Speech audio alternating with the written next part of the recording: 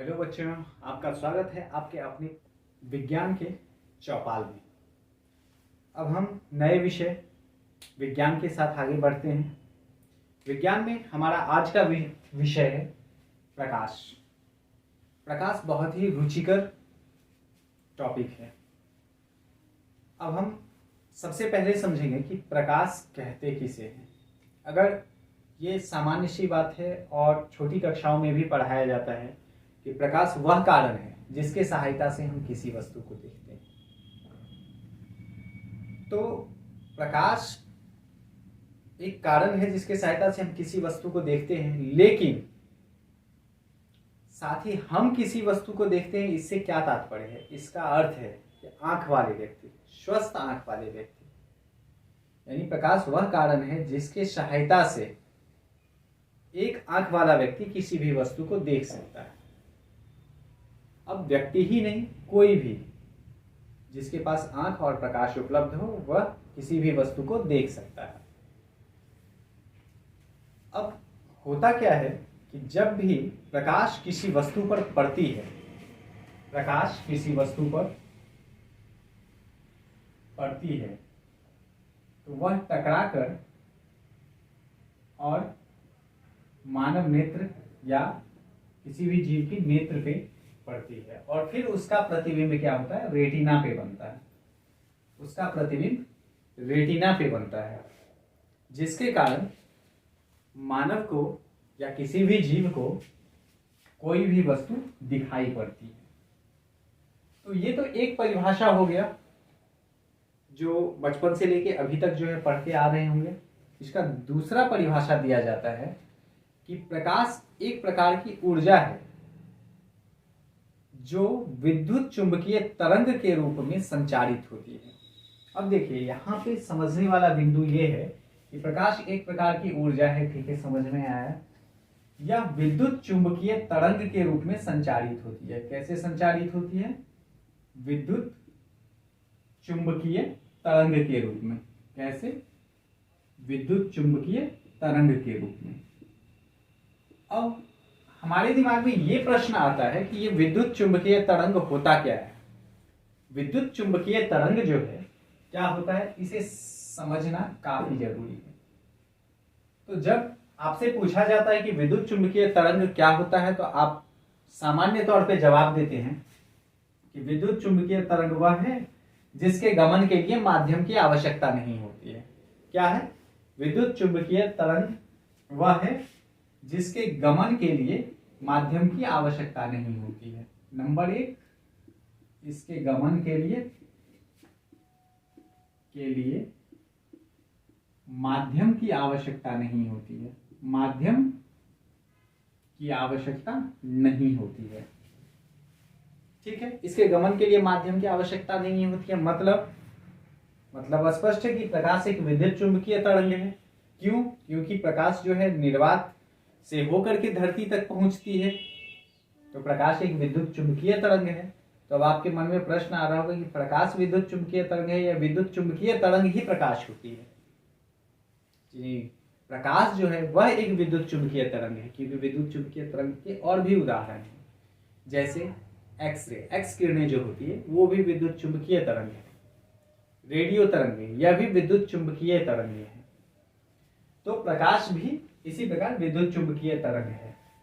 अच्छा, तो पहला हम लोग क्या जवाब देते हैं कि इसके गमन के लिए माध्यम की आवश्यकता नहीं होती है। दूसरा हम लोग क्या इस प्रश्न का उत्तर देते हैं? दूसरा हम लोग इस प्रश्न का उत्तर देते हैं कि इसका वेग, विद्युत चुंबकीय तरंग जो है इसका वेग प्रकाश के वेग के बराबर होता है।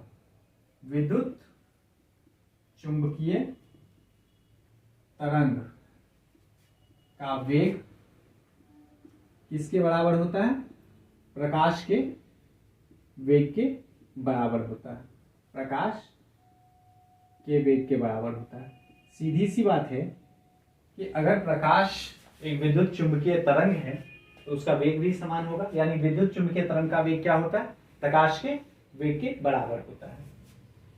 फिर भी ये कॉन्सेप्ट क्लियर नहीं हुआ कि ये विद्युत चुंबकीय तरंग होता क्या है। ये तो इसके लक्षण हो गए, इसके गमन के लिए माध्यम की जरूरत नहीं होती है और विद्युत चुम्बकीय तरंग का वेग प्रकाश के वेग के बराबर होता है। लेकिन आखिर इसके लक्षण क्या है? अब इसके लक्षण को समझिए। एक ऐसा तरंग जिसमें विद्युतीय और चुंबकीय दोनों क्षेत्र उत्पन्न होते हो, एक ऐसा तरंग जिसमें विद्युतीय और चुंबकीय दोनों क्षेत्र उत्पन्न होते हो। आप इसको इस प्रकार समझ सकते हैं, विद्युतीय और चुंबकीय दोनों क्षेत्र उत्पन्न होते हो। फिर भी आपके मन में प्रश्न आ रहा होगा, ये कैसे संभव है कि विद्युतीय और चुंबकीय क्षेत्र दोनों उत्पन्न होते हो? क्या यह संभव है? हाँ, यह संभव है। कैसे, इसे समझने का प्रयास करते हैं।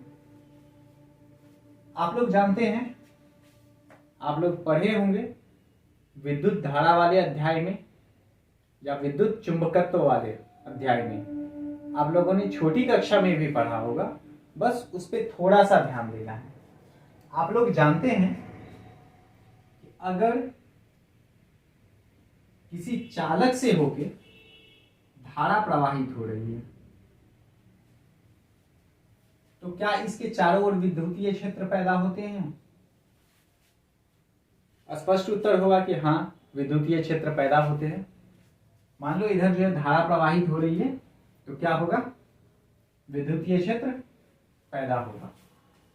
अच्छा, अब तो धारा प्रवाह होने से ये विद्युतीय क्षेत्र पैदा हुआ और इसी के साथ इसके चारों ओर चुंबकीय क्षेत्र भी पैदा होते हैं। इसके चारों ओर चुंबकीय क्षेत्र भी पैदा होते हैं। विद्युतीय क्षेत्र के साथ साथ चुंबकीय क्षेत्र भी पैदा होते हैं। तो ठीक है, आपके दिमाग में आया होगा कि ठीक है, विद्युतीय क्षेत्र तो पैदा हुआ, ठीक है, इलेक्ट्रॉन का प्रवाह हो रहा है, विद्युतीय क्षेत्र हुआ, इसके चारों ओर चुंबकीय क्षेत्र भी पैदा हुआ। लेकिन आपने यहाँ पे क्या दिया है कि विद्युतीय क्षेत्र के कारण चुंबकीय क्षेत्र पैदा होता है और फिर चुंबकीय क्षेत्र के कारण विद्युतीय क्षेत्र पैदा होता है। क्या ऐसा संभव है?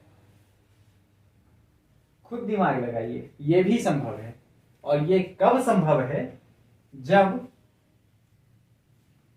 विद्युतीय क्षेत्र एक समान ना होके अलग अलग हो। यानी यहां जो विद्युतीय क्षेत्र पैदा हो रहा है और यहां जो विद्युतीय क्षेत्र पैदा हो रहा है, अगर उनके बीच अंतर हो तो क्या इससे चुंबकीय क्षेत्र, इससे माफ कीजिएगा, यहां जो चुंबकीय क्षेत्र पैदा हो रहा है और यहां जो चुंबकीय क्षेत्र पैदा हो रहा है, अगर इसमें अंतर हो तो इस अंतर के कारण विद्युतीय क्षेत्र की उत्पत्ति होगी, विद्युतीय क्षेत्र पैदा होगा। आप लोगों ने पढ़ा होगा कि अगर जो है मैग्नेटिक फील्ड में परिवर्तन के कारण क्या होता है? विद्युतीय क्षेत्र पैदा होता है। तो इस प्रकार से हम 3 निष्कर्ष पे पहुंचते हैं। सबसे पहला कि अगर आवेश स्थिर हो, आवेश स्थिर हो तो क्या होगा? अगर आवेश स्थिर हो तो केवल और केवल विद्युत धारा जो है पैदा होगा। विद्युत धारा, आवेश स्थिर है मतलब रुका हुआ है, तो सिर्फ विद्युतीय क्षेत्र ना पैदा होगा, क्या होगा? सिर्फ विद्युतीय क्षेत्र पैदा होगा, चुंबकीय क्षेत्र पैदा नहीं होगा। चुंबकीय क्षेत्र तभी पैदा होगा, मान लीजिए कि अगर किसी वायर में करंट है लेकिन प्रवाह नहीं हो रहा है, तो जब प्रवाह नहीं हो रहा है तो उसके चारों तरफ क्या होगा? चुंबकीय क्षेत्र पैदा नहीं होगा। लेकिन तो उस स्थिति में हम क्या समझते हैं? हम समझते हैं कि आवेश स्थिर है। लेकिन अगर आवेश का प्रवाह हो रहा हो, आवेश एक समान रूप से प्रवाहित हो रहा हो, एक समान प्रवाह, तो उस स्थिति में क्या होगा? अगर आवेश का एक समान प्रवाह हो रहा है तो विद्युत क्षेत्र भी पैदा होगा और चुंबकीय क्षेत्र भी पैदा होगा। विद्युत क्षेत्र और प्लस चुंबकीय क्षेत्र भी पैदा होगा। विद्युत और चुंबकीय दोनों प्रकार के क्षेत्र पैदा होंगे। ठीक है, तो विद्युत और चुंबकीय दोनों प्रकार के क्षेत्र जो है पैदा होंगे। जैसे उदाहरण के लिए मान लीजिए, यही मैंने यहाँ पे समझाया था कि यहाँ पे क्या हो रहा है, इलेक्ट्रॉन का प्रवाह हो रहा है, तो विद्युतीय क्षेत्र तो पैदा हो ही रहा है, विद्युतीय क्षेत्र है ही, साथ ही साथ क्या हो रहा है, चुंबकीय क्षेत्र पैदा हो रहा है। अब अगर आवेश का एक समान प्रवाह न होके असमान प्रवाह हो, अगर आवेश का असमान प्रवाह हो तो उस परिस्थिति में क्या होगा, असमान प्रवाह होने से क्या होगा, विद्युत चुंबकीय तरंग पैदा होगा। यानी आवेश अगर त्वरित हो, आवेश क्या हो, आवेश त्वरित हो, आवेश के त्वरित होने की स्थिति में क्या होता है कि विद्युत चुंबकीय क्षेत्र पैदा होता है। विद्युत चुंबकीय क्षेत्र पैदा होता है। आवेश के त्वरित होने की स्थिति में विद्युत चुंबकीय क्षेत्र पैदा होता है, माफ कीजिएगा, विद्युत चुंबकीय तरंग पैदा होता है, तरंग पैदा होता है। अब देखिए, इसको आप ऐसे समझ सकते हैं कि इसमें विद्युत धारा पैदा हुई, विद्युत धारा का प्रवाह हो रहा है,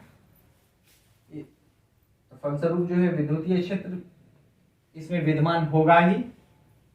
अच्छा, विद्युतीय क्षेत्र अगर विद्यमान है तो इसमें चुंबकीय क्षेत्र जो है उसके साथ साथ जो है पैदा होगा। लेकिन अगर चुंबकीय क्षेत्र में अंतर है, अर्थात त्वरित है, आवेश अगर त्वरित है तो कहीं पे ज्यादा चुंबकीय क्षेत्र और कहीं पे कम चुंबकीय क्षेत्र होगा, जिसके कारण क्या होगा, मैग्नेटिक इंडक्शन।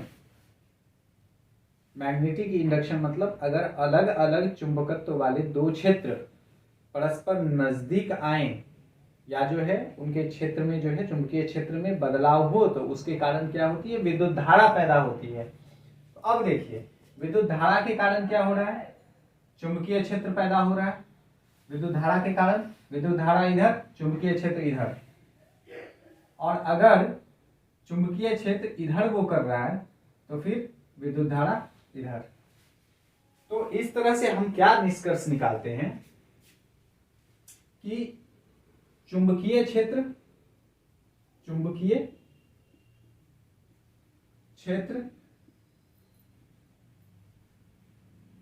विद्युतीय क्षेत्र, विद्युतीय क्षेत्र और संचरण की दिशा, संचरण की दिशा, तीनों क्या होती है, तीनों लंबवत होती है, तीनों एक दूसरे के लंबवत होती है। तो उम्मीद है कि आप विद्युत चुंबकीय तरंग क्या होता है, उसकी उत्पत्ति कैसे होती है, इसके बारे में समझ गए होंगे कि विद्युत धारा के कारण चुंबकीय क्षेत्र पैदा होता है और फिर चुंबकीय क्षेत्र के कारण विद्युत धारा पैदा होता है, और इस प्रकार क्या होती है, विद्युत चुंबकीय तरंग की उत्पत्ति होती है। और विद्युत चुंबकीय तरंग के लिए सबसे आवश्यक चीज है कि आवेश त्वरित हो, और इस प्रकार विद्युत चुंबकीय तरंग की उत्पत्ति होती है। ठीक है, हम आगे बढ़ते हैं। तो अब हम बात कर रहे हैं प्रकाश की। तो प्रकाश के संबंध में दो तरह की मान्यताएं मिलती है। सबसे पहले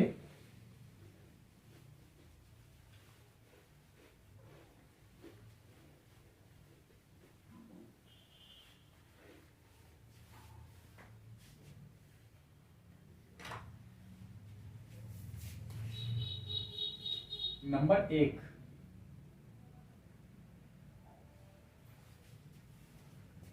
प्रकाश के दो तरह के सिद्धांत हैं प्रकाश से संबंधित। एक में प्रकाश को क्या किया गया है, तरंग माना गया है, तरंग माना गया है, और दूसरे में प्रकाश को क्या किया गया है, कण माना गया है। और अलग अलग परिस्थितियों में ये अलग अलग तरह के आचरण दर्शाते हैं। किसी परिस्थिति में यह सत्यापित करता है कि यह तरंग की भांति काम करता है, किसी में जो है यह सत्यापित करता है कि यह कण की भांति काम करता है। तो कई ऐसे हैं, जैसे तरंग के संबंध में अगर हम जानना चाहें तो मान लीजिए एक उदाहरण देते हैं कि सामने प्रकाश आ रही है और कोई व्यक्ति इसके सामने खड़ा है या कोई वस्तु सामने खड़ा है, तो स्पष्ट है इसकी छाया इधर बनेगी। तो जाहिर सी बात है, इसका मतलब क्या है, ये एक तरंग है जो सामने वाली वस्तु पे पड़ता है और उसका जो है छाया दूसरी तरफ बनता है। या अगर हम बात करें, अगर कोई जो है अपारदर्शी वस्तु है उससे टकरा के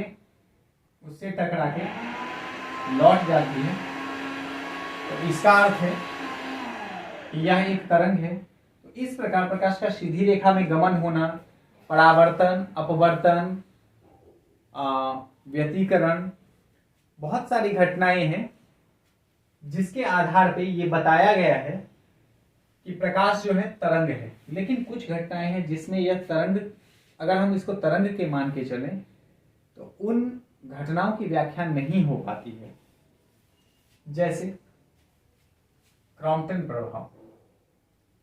प्रभाव की घटना के बारे में अगर हमसे पूछा जाए तो यह अगर तरंग सिद्धांत के आधार पे हम चलेंगे तो वह इसकी पुष्टि नहीं करता है। उस समय में हम मानते हैं कि प्रकाश क्या है, प्रकाश कणों से बना हुआ होता है, जिसके संबंध में बाद में आइंस्टीन ने अपना सिद्धांत दिया कि प्रकाश जो है वह ऊर्जाओं का समूह है और वो ऊर्जा जो है वो छोटे छोटे समवेष्ट में होते हैं। समवेष्ट का छोटे छोटे पॉकेट्स में होते हैं और इन्हें कहा जाता है फोटॉन। तो इसमें तरंग सिद्धांत की पुष्टि जिस जिस प्रकार से होती है और कण के सिद्धांत की पुष्टि जिस जिस प्रकार से होती है, उन दोनों से संबंधित प्रत्येक घटनाओं का अध्ययन करेंगे। जैसे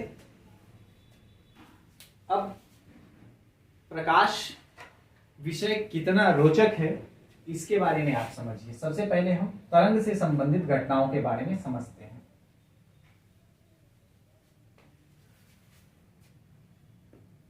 सबसे पहला,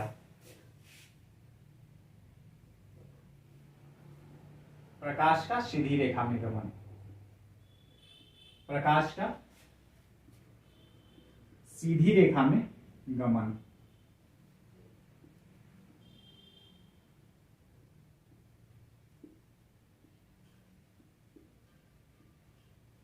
अब देखिए, प्रकाश सीधी रेखा में गमन करती है। आप लोग बोलिएगा सबको पता है। हाँ, सबको पता है। इसके प्रभाव भी सबको पता है क्योंकि ये काफी सामान्य चीज है। प्रकाश सीधी रेखा में गमन करती है तो इसके क्या क्या प्रभाव होते हैं। ग्रहण का लगना प्रकाश के सीधी रेखा में गमन का ही प्रभाव है। दूसरा, परावर्तन। जब किसी अपारदर्शक वस्तु के सामने, जब किसी अपारदर्शक वस्तु पर कोई प्रकाश टकराती है तो वह उसी माध्यम में वापस लौट आती है और इसे प्रकाश का परावर्तन कहते हैं। यह दूसरी घटना है। परावर्तन के भी बहुत सारे उपयोग हैं। दर्पण में परावर्तन का विशेषकर उपयोग होता है। समतल दर्पण, उत्तल दर्पण, अवतल दर्पण, इस पे जो है हम विस्तार से चर्चा करेंगे। परावर्तन संबंधी, प्रकाश का दर्पण से परावर्तन संबंधी अध्याय में सबका अलग अलग अध्ययन करेंगे हम। तीसरा है अपवर्तन। तीसरा अपवर्तन। आप जानते हैं कि जब प्रकाश की किरणें एक माध्यम से दूसरे माध्यम में जाती है तो क्या होता है, उसकी दिशा बदल जाती है। तो अब उसकी दिशा बदल जाती है तो इससे संबंधित बहुत सारे रोचक फैक्ट्स हैं। जैसे पानी में रखा हुआ सिक्का ऊपर उठा प्रतीत होता है, या अगर आप नाव चला रहे हैं तो उसका जिस डंडे से आप नाव को खे रहे हैं वो टेढ़ी प्रतीत होती है, या जल में तैरने वाली मछली ऊपर उठी हुई प्रतीत होती है, या आपने जो है इसके बारे में सुना होगा। अब अगला टॉपिक देखिए, चौथा, प्रकाश का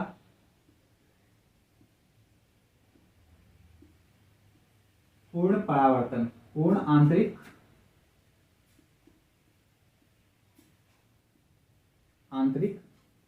परावर्तन।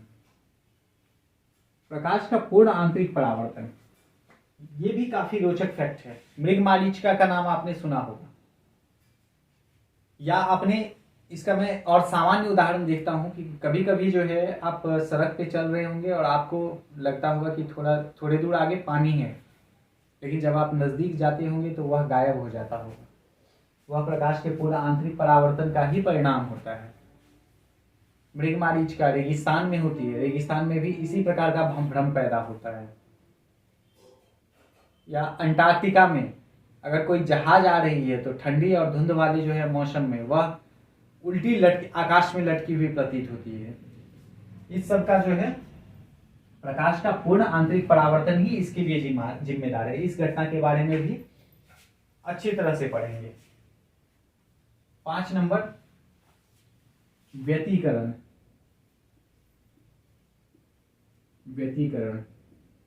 व्यतिकरण एक विशेष तरह की घटना है जिसमें जब दो समान तीव्रता वाली प्रकाश एक विशेष परिस्थिति में मिलती है तो वह एक दूसरे को समाप्त कर देती है। इसके बारे में हम व्यतिकरण के बारे में पढ़ेंगे कि व्यतिकरण क्या होता है। आगे 6 नंबर, ध्रुवन।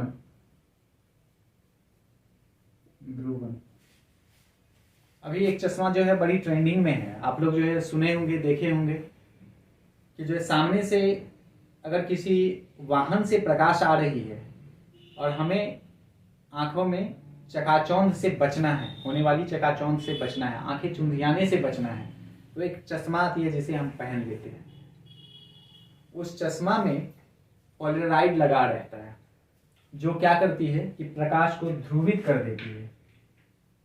तो ये भी बड़ी रोचक जो है विषय है और ध्रुवन के बारे में भी हम पढ़ेंगे। इसके बाद विवर्तन।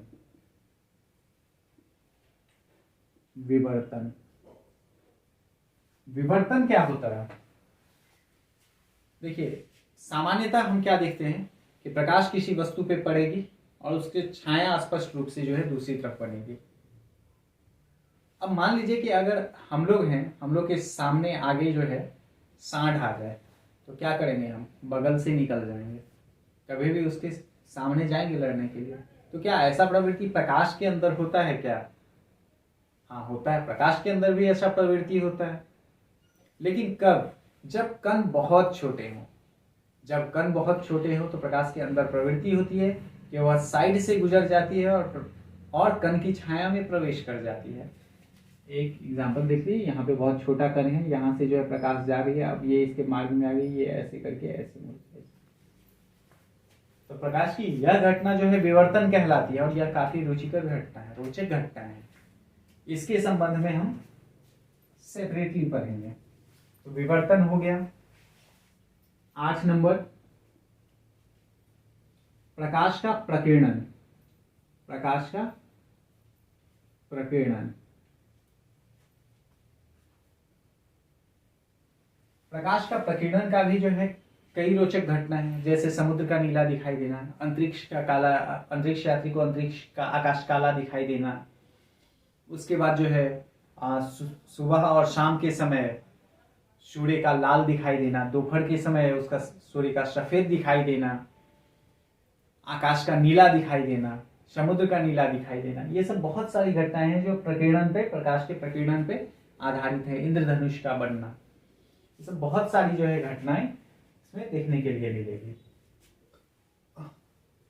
आगे आते हैं 8 के बाद 9 नंबर। 9 नंबर में वर्ण विक्षेपण। वर्ण विक्षेपण। वर्ण विक्षेपण क्या है?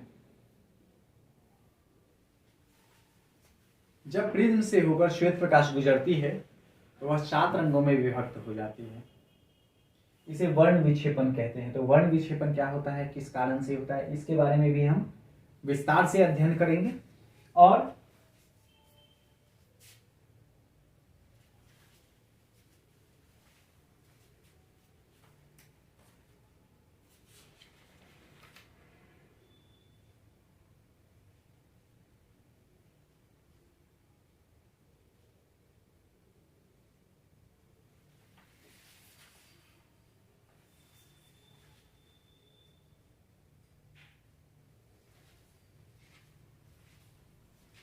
और अगला वर्ण विपथन।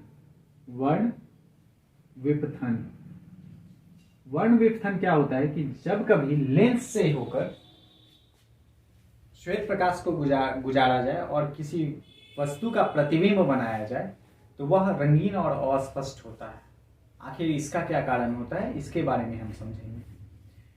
तो इस प्रकार प्रकाश अध्याय जो है वो बहुत रोचक अध्याय है और हर एक विषय के बारे में, हर एक टॉपिक के बारे में हम सेपरेटली अलग से अलग अलग वीडियो में इसका अध्ययन करेंगे।